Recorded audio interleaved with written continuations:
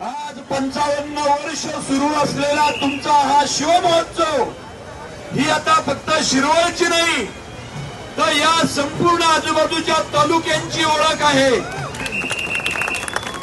कारण शिवाजी महाराजांचा महोत्सव असा गुण्या गोविंदांनी एकत्र येऊन हिंदू मुस्लिम बांधवांनी साजरा करणं, देवीच्या छबिन्याचा मान त्यांना देणं, त्यांच्या दर्ग्याचा मान किल्ला खजिनदार आपला हिंदू बांधव करणं, हे संपूर्ण देशामध्ये या गोष्टीचं कौतुक झालंच पाहिजे।